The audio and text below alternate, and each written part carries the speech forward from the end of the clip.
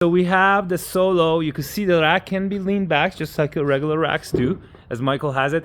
One of the features and benefits of this rack is you can actually remove that pin, which is the spacer, and that allows for much easier loading of the bikes. The bike we're using right now is a Super 73 bike with the 20-inch fat bikes. Why we're using this is because this is what we have and it's broken. It's one of the crappiest bike I ever bought. Just FYI. Worst customer service. But go ahead, Michael. He's gonna pop a wheelie and he's gonna use your leg to like roll it up. As you can see, he's using the tensioner. The table's not locked. Okay, take two because the table wasn't locked, so we have Jordan now. He's gonna hold on to that table so it doesn't roll back, because in a vehicle it wouldn't roll back on you. And then you just roll the wheel in. There's a 20-inch wheel in a ALTA SOLO 20.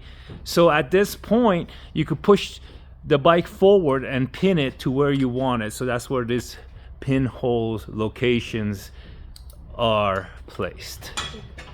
And Jordan is gonna still hold the table. So that sets your space and basically chokes the wheel in, just like a regular wheel choke does, the ones we build. And then finally put the cotter in it and you're set. So now you're gonna use the volet straps to just strap the rack in from these slots. Or are you doing it from, you can do it from the opposite side. I just come over that way.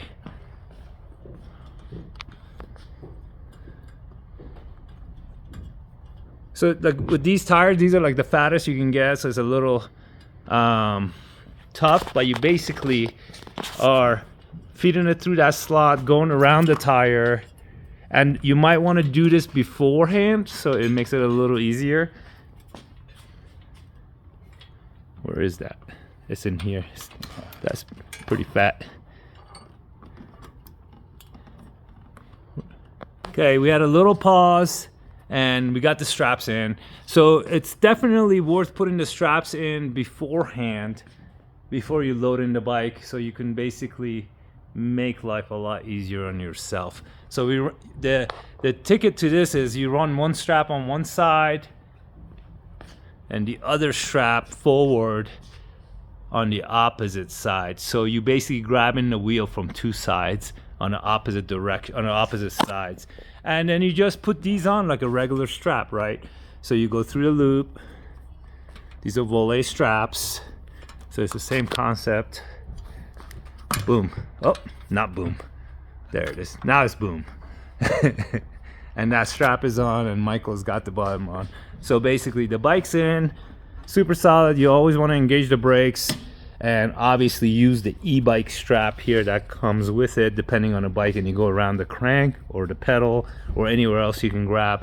The concept of e-bike strap is to lift the bike up so you can relieve the weight off of the basket itself.